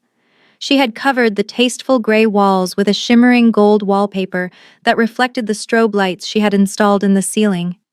It looked cheap. It looked loud. It looked exactly like them. The room was packed. There were at least 50 people squeezed into the living area holding flutes of cheap champagne that had been poured into expensive crystal glasses. I scanned the crowd and saw my parents holding court near the bar. My mother, Nancy, was wearing a sequined gown that was far too tight, laughing loudly at a joke made by one of Trey's colleagues. My father, Thomas, was puffing on a cigar, ignoring the building's strict non-smoking policy, looking like the lord of the manor. But my eyes were drawn to the center of the room. Trey was standing near the floor-to-ceiling windows, with his arm draped casually around the shoulders of an older man with silver hair. I recognized him immediately from the business pages. It was Arthur Sterling, the CEO of the investment firm Trey worked for. He was the man who held the keys to Trey's future. We moved closer, weaving through the crowd like ghosts. No one noticed us yet. They were too busy shouting over the music. I stopped behind a large potted palm tree and listened. Trey was in the middle of a speech, his voice projecting with that smooth, practiced confidence of a born liar. "You know," Arthur Trey said, gesturing to the skyline behind him. "People ask me what the secret to my success is. They think it is about analyzing trends or timing the market. But I tell them it is simpler than that. It is about integrity." I felt Aunt Josephine stiffen beside me. We watched as Mr. Sterling nodded, taking a sip of his drink. "Is that so?" Sterling asked. "Absolutely." Trey continued, his chest puffing out. "In this business, trust is the only currency that matters. My clients trust me with their life savings because they know I treat their assets with the same respect I treat my own family. I believe in transparency. I believe in hard work. And this home," he swept his hand around the room encompassing the stolen square footage, "represents that. It is the fruit of honest labor and family values." I felt a bubble of hysterical laughter rising in my throat. He was standing in a stolen apartment renovated with money from a fraudulent loan, talking about transparency. He was lecturing his boss on ethics while committing a felony. It was the most grotesque display of hypocrisy I had ever witnessed. Courtney appeared at his side, then beaming up at him. She was wearing a white dress that looked suspiciously like a bridal gown. "And look what he built for us," she cooed, linking her arm through his. "He is the most generous man I know." Mr. Sterling smiled. "You have a fine young man here," he said. "The firm is lucky to have someone with such a strong moral compass." That was the moment. The irony was so thick it was suffocating. They were raising a toast to their own lies. Aunt Josephine turned to me. Her eyes were hard as flint. "Are you ready?" she asked. I smoothed the silk of my red dress. I looked at Trey, smug and secure in his bubble of delusion. I looked at the crowd of people he had invited to witness his glory. I stepped out from behind the palm tree. "I am more than ready," I said. "Let us crash this party." We stepped into the center of the room, and the effect was instantaneous. I was a splash of blood-red wine on their white carpet. I saw heads turn. I saw the whispers start. But mostly I saw my mother. Nancy was the first to spot us. She was standing by the chocolate fountain holding a strawberry, and when she saw me, her face went from socialite smile to a mask of pure, unadulterated hatred.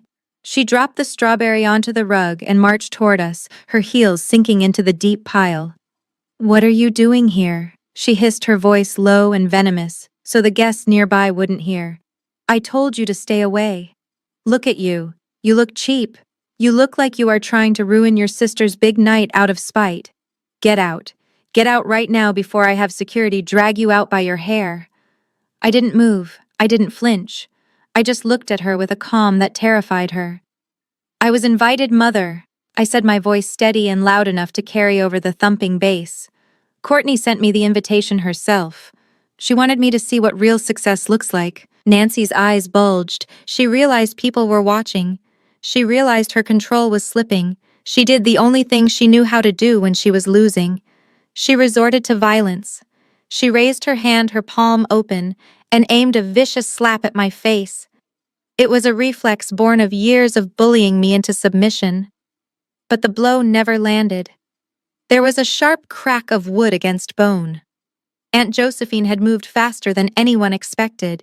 She had raised her heavy, silver-handled cane and caught my mother's wrist in mid-air. She held it there suspended a few inches from my cheek.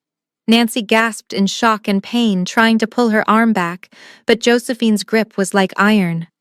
"Do not touch her," Josephine said.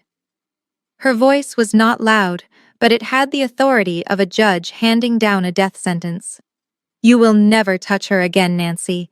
If you raise your hand to my niece one more time, I will break it." Nancy stumbled back, cradling her wrist, her face pale with shock. She opened her mouth to scream for Trey, but the words died in her throat. She looked past us toward the hallway. Her eyes went wide. The color drained from her face completely, leaving her looking like a wax figure. Behind us, the elevator doors had been held open. Marching into the penthouse was not a waiter with a tray of appetizers. It was a phalanx of uniforms. 2 uniformed police officers walked in first, their hands resting on their belts. Behind them was the chief building inspector wearing a bright yellow safety vest that looked jarring against the gold wallpaper. And behind him was the grim-faced property manager, flanked by building security. Someone near the DJ booth saw the police and cut the power. The music died instantly. The silence that followed was heavy and suffocating. The laughter stopped. The clinking of glasses stopped. 50 people froze in place, staring at the doorway.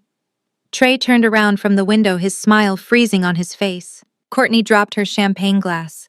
It shattered on the floor, but nobody moved to clean it up. The party was over. The chief inspector did not wait for an invitation. He walked right past my mother, who was still clutching her wrist, and marched straight toward the hallway where the renovations had taken place.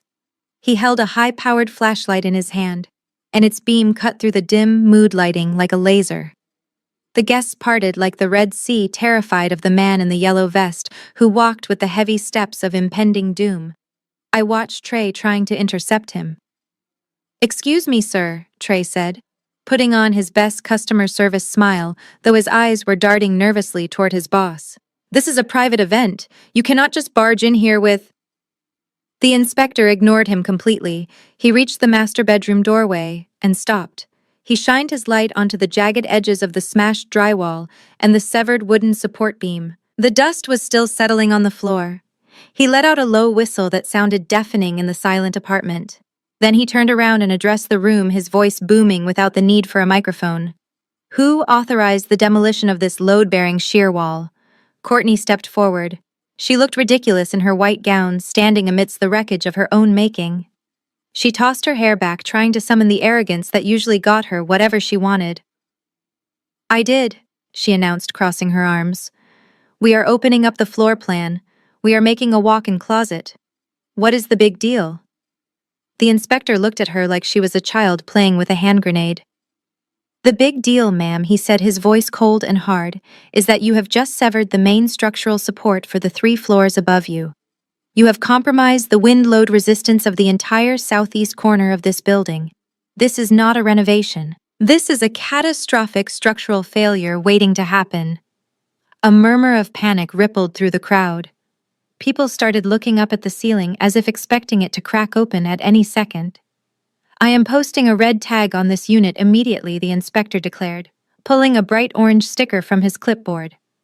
"This dwelling is unsafe for human occupancy. I am ordering an immediate emergency evacuation of this floor and the floors directly above and below. Everyone needs to leave, right now." Courtney let out a shriek of rage. She stomped her foot like a toddler. "No!" she screamed, her face turning a blotchy red. "You cannot do that. This is my house. I own it. I can do whatever I want with it. If I want to knock down a wall, I will knock down a wall. Get out of my face, you bureaucrat." The inspector stepped closer to her, invading her personal space. He did not blink. "You do not own the laws of physics, ma'am," he said. "And right now, you are in violation of federal safety codes. Officer, remove these people. If they resist, arrest them for reckless endangerment." The panic broke loose. The wealthy guests realized this was not a joke. They began shoving each other to get to the door. Champagne glasses were dropped on the floor, shattering into diamonds on the white rugs. Mr. Sterling, Trey's boss, looked at the chaos, and then at Trey with a look of pure disgust. He set his drink down on a table and walked out without saying a word. Trey tried to run after him, but the police blocked his path. The party had turned into a crime scene, and the hosts were the prime suspects. Trey was scrambling. He ignored the police officers who were trying to herd the guests toward the emergency exit and shoved his way through the panicked crowd to reach the elevator doors before they closed. He threw his arm out, catching the metal door just as it was about to seal Arthur Sterling inside. The older man looked at Trey with a cold, hard stare that could have frozen hell over. He did not look like a mentor anymore. He looked like a judge. "Arthur, please listen," Trey pleaded, his face slick with sweat. "This is all a misunderstanding. My wife's sister, she is mentally unstable. She has a history of dramatic outbursts. She called the city inspector just to spite us because she is jealous of our success. I can explain everything on Monday. Please do not let a family squabble ruin our partnership." Mr. Sterling did not step out of the elevator, but he did not let the doors close either. He looked at Trey, and then he looked at me standing across the room in my red dress. "Is that true?" Sterling asked, his voice cutting through the noise. "Is this just a jealous sister trying to sabotage you?" Trey nodded frantically. "Yes, exactly. She is bitter because she could not afford a place like this. She is trying to blackmail us. It is pathetic, really." I did not scream. I did not argue. I simply walked over to the DJ booth where the audio equipment was still humming. I pulled the auxiliary cable out of the mixer and plugged it into my phone. Aunt Josephine stood beside me, her hand resting protectively on my shoulder. I looked Trey dead in the eye and pressed play. The sound of his own voice blasted through the penthouse speakers, louder and clearer than any song. It was the recording from his office that morning. "So you signed it for me?" my recorded voice asked, innocent and confused. Then Trey's voice, smooth and arrogant, filled the room. "Your father signed it. We needed to expedite the transfer to get the asset into the trust. So yes, Thomas signed your name." The color drained from Trey's face. He lunged toward the DJ booth, trying to stop the recording, but a police officer blocked his path, pushing him back with a firm hand on his chest. The recording continued. "It wasn't a clerical error like you said on the phone. You guys did it on purpose. It was a strategic decision, Audrey. It is called executive leadership." I stopped the recording. The silence that followed was heavy, absolute, and damning. Every guest who had not yet evacuated heard it. The police heard it, and most importantly, Arthur Sterling heard it. He stepped out of the elevator, slowly walking toward Trey, like a predator cornering wounded prey. "You forged a signature," Sterling said, his voice dangerously quiet. "You admitted to federal wire fraud and forgery on tape. And you called it executive leadership." "Arthur, wait." Trey stammered, backing away until he hit the wall. "That was taken out of context. It was a family matter. We were protecting the asset." "You are a financial advisor," Sterling roared, his composure finally breaking. "Your entire job is based on fiduciary trust. You just admitted to stealing from a client and falsifying legal documents. You are not protecting assets, Trey. You are a liability. You are fired, effective immediately. And do not bother coming to the office to clear out your desk. Security will mail you a box if the FBI does not confiscate it first." Trey slumped against the wall, looking like a puppet whose strings had been cut. He had lost his house. He had lost his reputation. And in the span of 30 seconds, he had lost his career. I looked at him, and for the first time I saw him for what he really was. He was not a golden boy. He was just a thief in a cheap suit. Mr. Sterling turned his back on Trey, effectively ending his career with a single motion. That was the signal the authorities had been waiting for. The two uniformed officers who had blocked the exit stepped forward, their hands moving to their belts in unison. The chief building inspector stepped aside, clearing the path for the detective in the cheap suit who had been waiting in the shadows near the elevator. "Trey Davis and Thomas Miller," the detective announced, his voice cutting through the stunned silence of the room. "You are both under arrest." My father looked around wildly, as if searching for a way out. He looked at my mother, but Nancy was pressed against the wall, clutching her pearls, her face a mask of horror. She could not save him this time. Thomas slumped his shoulders, the arrogance draining out of him like water from a cracked glass. He held out his hands, resigning himself to his fate. The officer clicked the handcuffs onto his wrists, the metal ratcheting sound echoing loudly in the quiet penthouse. But Trey was not ready to surrender. He looked at the handcuffs and then at the crowd of VIP clients who were still huddled near the door watching the spectacle. He saw the faces of the bankers, the investors, and the socialites he had spent years trying to impress. The humiliation was too much for his ego to handle. "You are making a mistake," Trey shouted, backing away until his heels hit the glass of the window. "Do you know who I am? I manage millions of dollars in assets. You cannot arrest me like some common criminal. I demand to speak to my lawyer. This is entrapment." The detective did not blink. "You can speak to your lawyer at the station, Mr. Davis. Turn around and place your hands behind your back." Trey panicked. He lunged to the side, trying to shove past the officer to get to the hallway. It was a foolish, desperate move. The officer reacted instantly. He grabbed Trey's arm, twisted it behind his back, and swept his legs out from under him. Trey hit the floor hard. His face was pressed into the plush white rug that Courtney had been so proud of. The impact knocked the wind out of him. "Stop fighting," the officer barked, pressing his knee into Trey's back. Trey struggled, kicking his legs and screaming obscenities, but he was overpowered. The second officer moved in and secured his other wrist. I watched as the golden boy of the West Loop was pinned to the floor like a bug. "You are being charged with 3 counts of federal mail fraud," the detective read from a piece of paper, looking down at Trey. "1 count of first-degree forgery, and 1 count of conspiracy to commit tax evasion. You have the right to remain silent. Anything you say can and will be used against you in a court of law." Trey was still shouting into the carpet, his voice muffled, but furious. He was screaming about his rights, about his reputation, about how this was all a misunderstanding. But nobody was listening anymore. The guests were looking away, embarrassed to have ever been associated with him. Mr. Sterling shook his head and walked into the elevator, stepping over Trey's legs to get there. The doors closed on the image of Trey writhing on the floor, his expensive suit ruined, his hands bound in steel. The party was officially over. The chaos in the penthouse was suffocating. As the officers hauled Trey toward the elevator, he looked like a man whose soul had been extracted, leaving only a shell of expensive cologne and fear. Courtney was the only one who didn't understand that the show was over. She scrambled after him, her heels catching in the deep pile of the rug she had bragged about. Her mascara was running down her face in black streaks, ruining the bridal white of her gown. She looked like a tragic figure from a bad opera. "Trey," she screamed, grabbing at his sleeve as the officer pushed the elevator button. "Tell them to stop. Tell them who we are. You have to fix this. What am I supposed to do without the house? Where am I supposed to go?" Trey stopped struggling against the handcuffs. He turned his head slowly to look at his wife. There was no love in his eyes. There was no partnership.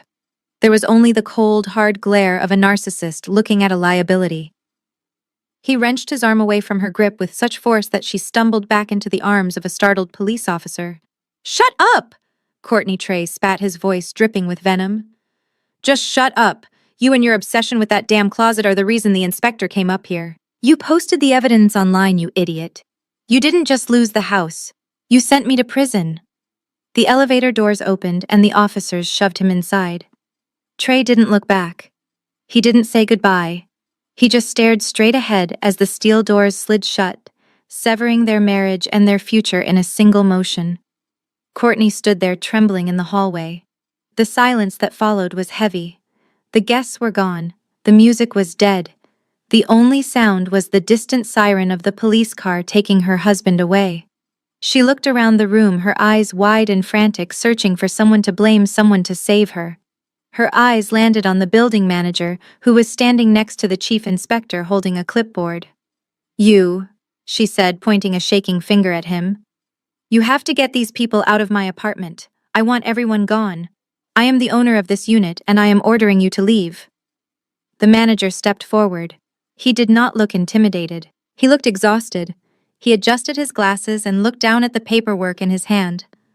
"Actually, Mrs. Davis, that is not correct," he said, his voice calm and professional. "I have just spoken with the authorities and the building's legal counsel. Since the deed transfer to your husband was predicated on a fraudulent signature and an illegal wire transfer, the transaction is legally void ab initio. That means it is as if it never happened. Courtney blinked, confusion warring with her rage. What does that mean? She demanded. Stop speaking legalese and tell me what is going on. It means, the manager continued, looking past her to where I stood by the window, that the title of this property automatically reverts to the original legal owner listed on the purchase agreement from Italy. The fraudulent trust fund has been dissolved. He walked over to me. He ignored Courtney completely, as if she were just another piece of furniture to be removed. He stopped in front of me and gave a small, respectful nod. Miss Miller, he said. According to our records and the notarized documents provided by your Aunt Josephine, the unit belongs to you. You are the sole legal owner of Penthouse 15B. Courtney gasped. She looked at me and then at the manager.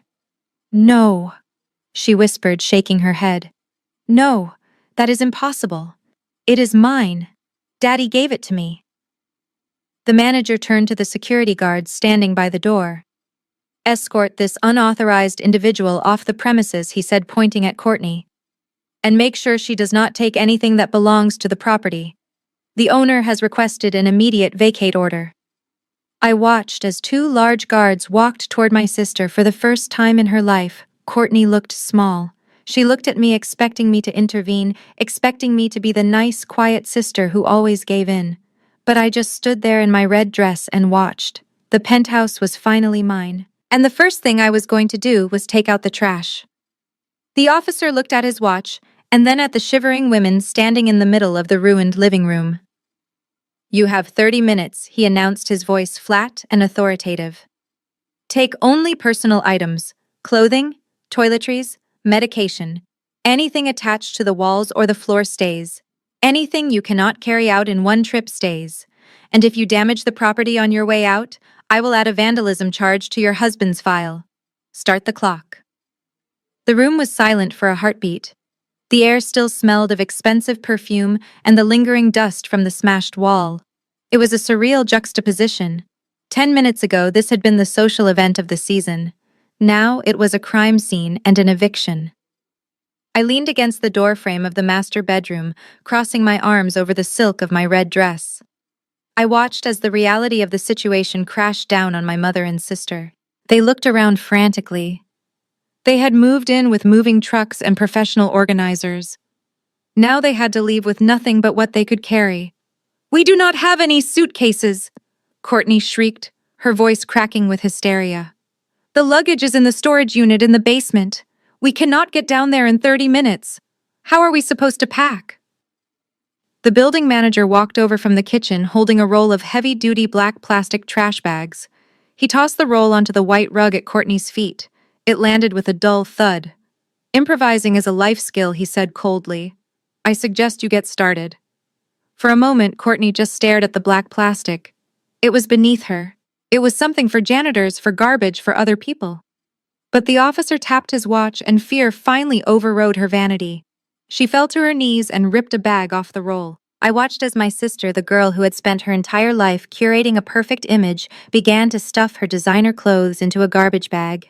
It was a violent, chaotic process. She grabbed handfuls of silk and cashmere from the closet she had destroyed the wall to expand. She didn't fold them. She didn't organize them. She just shoved them in, desperate to save as much as she could. A $3,000 Dior jacket was crushed against a pair of muddy boots. Her collection of Italian leather handbags was thrown in with her dirty laundry. The sound of the plastic rustling was deafening in the quiet apartment. It sounded like a giant insect eating its way through their luxury lifestyle. My mother Nancy was no better. She was frantically sweeping her jewelry off the dresser into her purse. She tried to grab a silver picture frame, one that held a photo of her and Thomas at a gala, but the security guard stepped forward. That stays, the guard said. Nancy spun around, her eyes blazing. This is mine, she hissed. It is a photograph of my husband. The frame belongs to the house, the guard corrected. You can take the photo out. But the silver stays.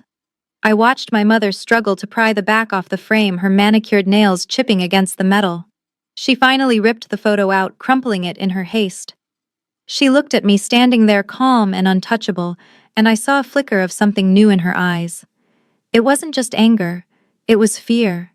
She was realizing that for the first time in her life, she had no leverage. She had no money. She had no husband to hide behind. She was just an old woman stealing photos in a house she didn't own. "Audrey, please," Nancy said, her voice trembling as she shoved the crumpled photo into her pocket. "You cannot let them do this. We are your family. Where are we supposed to go? Your father is in jail. We have no cash. We have no car." I looked at her without blinking. I thought about the night she threw my coat into the snow. I thought about the $5,000 check she offered me to disappear. I thought about the years of criticism and the way she had looked at me like I was a stain on her perfect life. "I hear the Motel 6 off the interstate has vacancies," I said, my voice cool and even. "It is not exactly the Four Seasons, but it is affordable.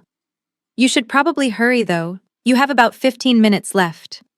Nancy's face crumbled.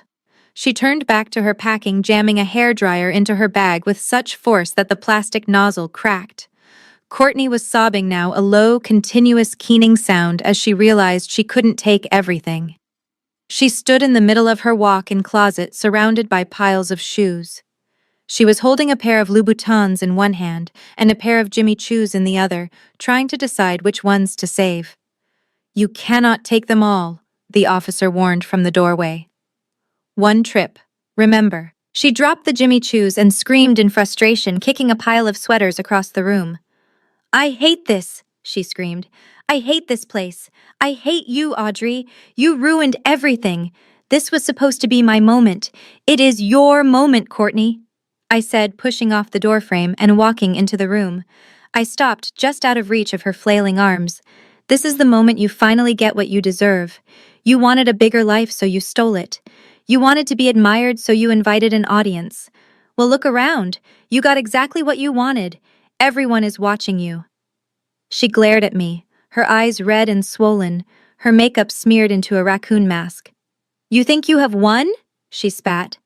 "But you are still just a jealous little cook. You do not know how to be rich.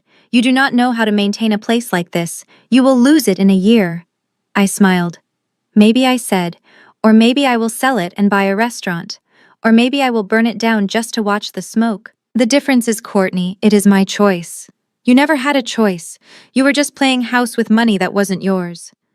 "5 minutes," the officer shouted. "Wrap it up." The final scramble was pathetic. They dragged the bulging black bags toward the front door, the plastic stretching and tearing under the weight of their greed. A sleeve of a silk blouse poked out of a hole in Courtney's bag, dragging along the floor, gathering dust. They looked like refugees from a fashion disaster. They reached the hallway panting and sweating. The elevator was waiting, held open by the building manager. He looked at them with undisguised contempt. Nancy hauled her bag inside and collapsed against the railing. Courtney stood in the doorway, looking back at the apartment one last time. She looked at the view she had bragged about. She looked at the chandelier. She looked at me. I reached into the pocket of my dress. My fingers closed around the small, cheap object I had bought at a gas station on the drive over. It was an impulse purchase, a petty little joke that I had saved for this exact second. "Hey, Courtney," I called out. She turned her head, hope flaring in her eyes for just a fraction of a second. Maybe she thought I was going to give her money. Maybe she thought I was going to show mercy. I tossed the object through the air. It arced over the white rug, catching the light from the hallway. Courtney caught it instinctively. She opened her hand. Resting on her palm was a cheap plastic keychain. It was shaped like a house in neon pink plastic, with a smiley face printed on it. It still had the price tag on the back. $5. "What is this?" she asked, her voice dull. I smiled, a sharp, dangerous smile that felt like a blade. "It is a housewarming gift," I said. "For your new apartment." She stared at it, confusion clouding her eyes. "But I don't have an apartment," she whispered. "I know," I said, stepping forward and gripping the handle of the heavy oak door. "That is the punchline." I slammed the door in her face. The sound was final. It echoed through the empty penthouse like a gunshot. I heard a muffled scream from the hallway, and then the ding of the elevator as the doors closed, carrying them down to the street, down to the cold, and down to the nothingness they had earned. I turned around and leaned back against the solid wood of my door. The apartment was quiet. The air conditioning hummed softly. The city lights twinkled through the windows that were finally truly mine. I was alone. The floor was covered in trash. The wall was smashed. My family was in ruins. I took a deep breath, inhaling the silence. It was the sweetest thing I had ever tasted. I walked over to the fridge, opened a bottle of the expensive champagne they had left behind, and poured myself a glass. I walked to the window and looked down at the street where two small figures were dragging black garbage bags toward a taxi. I raised my glass to their retreating forms. "Goodbye," I whispered. "And good riddance." The wheels of justice turn slowly, but when they finally crush you, they grind you into dust. It took 6 months for the gavel to fall on the Miller family saga.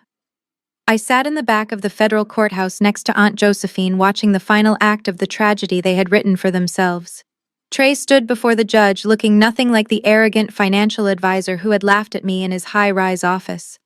The expensive suit was gone, replaced by an ill-fitting orange jumpsuit that washed out his complexion. His hair, usually gelled to perfection, was limp and greasy. The judge did not mince words. He called Trey a predator who used his professional status to exploit family trust. The sentence was 5 years in a federal penitentiary, with no possibility of parole for the first 3. Trey didn't cry. He just slumped forward, his head hitting the defense table as the bailiff moved in to shackle him. He had gambled his life on a lie, and the house had won.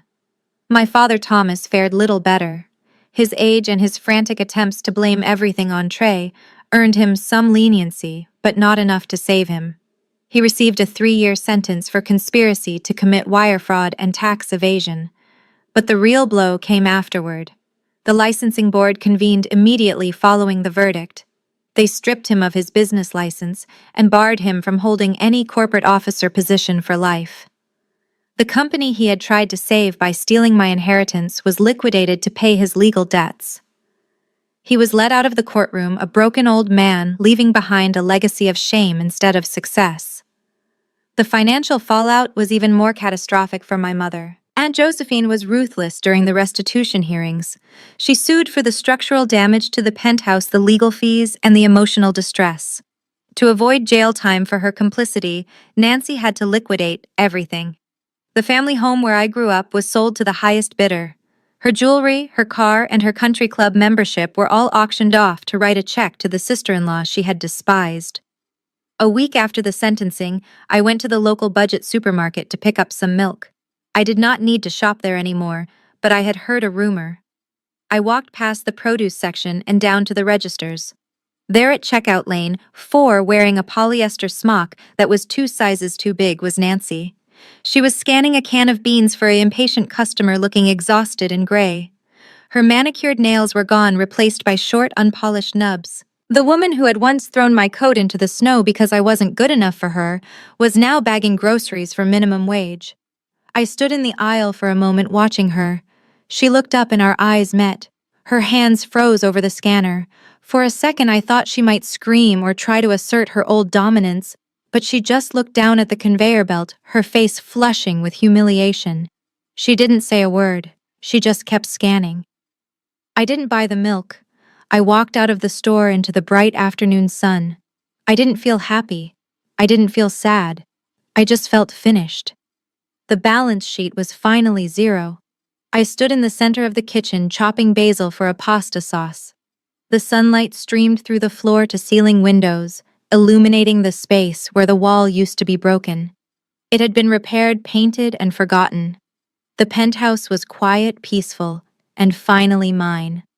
My phone began to buzz on the marble counter, vibrating against the cutting board. I wiped my hands on a towel and looked at the screen. It was an unknown number. Usually I would let it go to voicemail, but something told me to answer. "Hello," I said, my voice calm and steady. "Audrey." The voice on the other end was breathless and cracked. It was my mother. She sounded older. The sharp, commanding tone she used to use to terrorize waitstaff and intimidate me was gone, replaced by a thin, desperate whine. "Audrey, please do not hang up. I am calling from a prepaid phone. I ran out of minutes on my other one." I didn't say anything. I just leaned against the counter, listening to the sound of her heavy breathing. Honey, I know you are angry, she continued, rushing her words. I know mistakes were made, but you have to understand I am drowning here. The store manager cut my hours because I cannot stand for 8 hours straight with my bad back. I am living in a studio apartment that smells like cat urine. Your father is rotting in a cell, and Courtney, well, you know Courtney. She is useless without Trey's money. She is sleeping on a friend's couch and refusing to work. She paused, waiting for me to offer sympathy. When I remained silent, she played her final card. I am your mother, Audrey. I raised you. I fed you. Doesn't that mean anything? I just need a little help. Not a lot. Just a few thousand to get a better apartment. Maybe a car so I don't have to take the bus. You have that big, beautiful penthouse all to yourself. You have Aunt Josephine's money. Surely you can spare some for the woman who gave you life. I looked around my kitchen. I looked at the high-end appliances I had bought with my own salary. I looked at the view of the city that I had fought a war to keep. Then I closed my eyes and remembered Christmas Eve. I remembered standing in the snow shivering while she screamed at me through the crack in the door. I remembered the word she had used. Disgrace. She had called me a disgrace to the family because I was poor, because I was a chef, because I wasn't Courtney. Mom, I said softly, cutting off her rambling. Do you remember what you told me that night? You said I was a disappointment. You said I was an embarrassment to the Miller name. You said I was greedy for wanting what wasn't mine.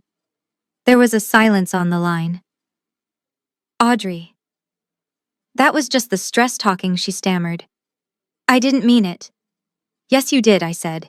You meant every word. You spent 30 years making sure I knew exactly how little you thought of me. You were ashamed of me when I was struggling, and you are only calling me now because I won. Audrey, please no, Mom. You were right about one thing. I should not try to take what isn't mine. And your respect was never mine to begin with. You said I was a disgrace.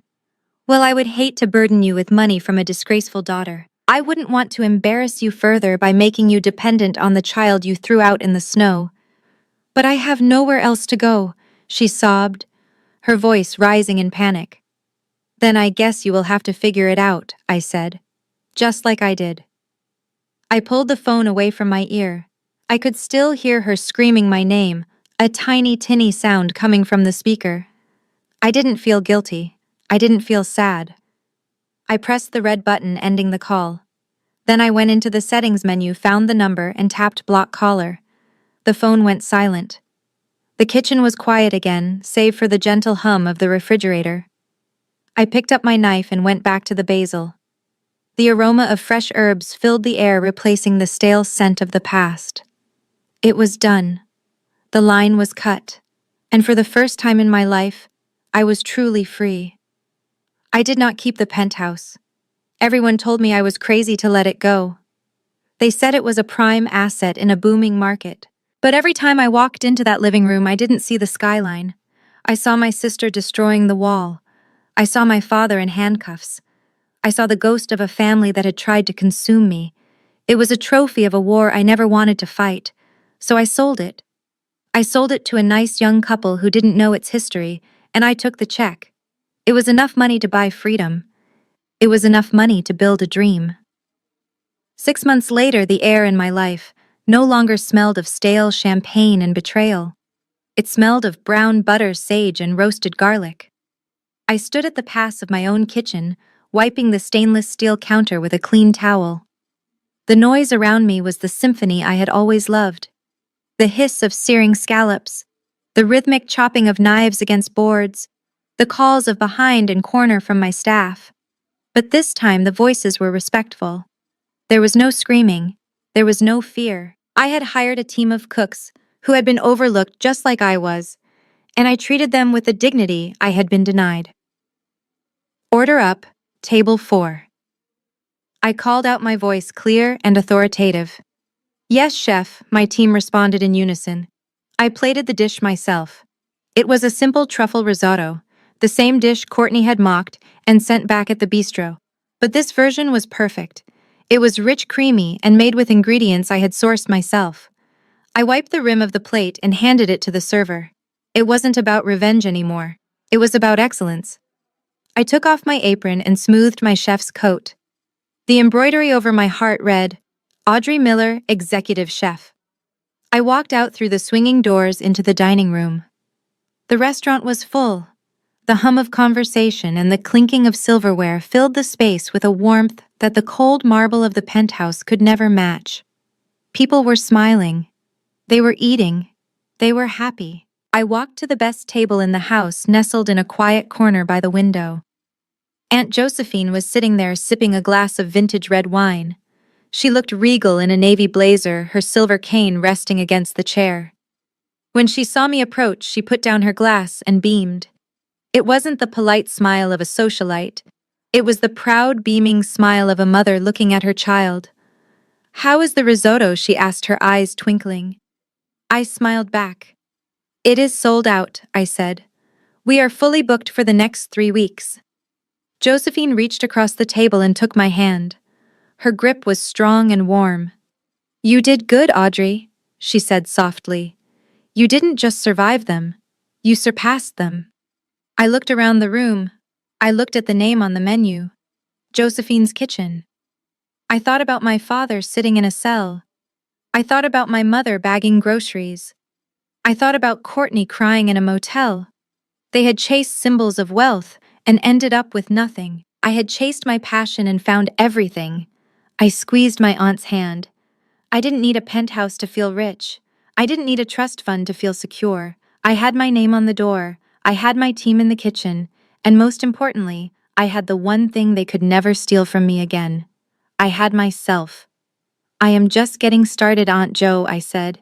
And as I turned back to my kitchen ready for the next rush, I knew it was true. The war was over. The feast had just begun. The story of Audrey and the Miller family serves as a brutal masterclass in the consequence of arrogance. The central lesson here is that you cannot build a castle on a foundation of sand. Trey Courtney and the parents believed that their social status and expensive suits acted as armor against the law. They operated under the delusion that net worth equals self-worth, and that the rules of society like gravity or building codes did not apply to them. They thought they could forge signatures and destroy load-bearing walls because they viewed the world as something to be taken, not earned. However, their downfall illustrates that greed is a blinding force.